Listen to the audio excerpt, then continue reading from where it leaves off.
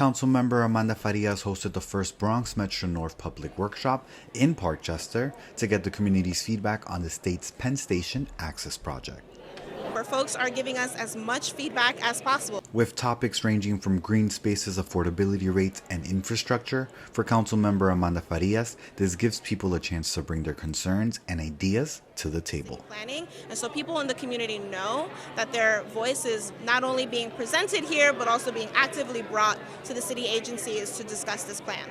With a goal of being fully completed in 2027, Bronx Borough President Vanessa L. Gibson is hopeful this new multi-billion project will form new connections.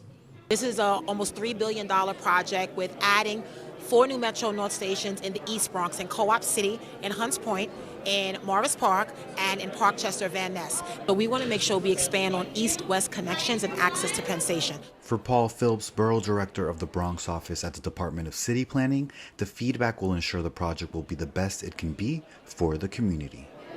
And we hope folks that come out, we think this is a really great proposal, but it's important for them to play a role in shaping that proposal as we go through the public review process.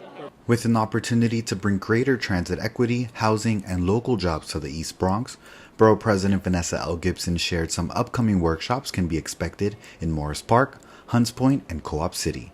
Reporting for BronxNet, Jonathan Calixto.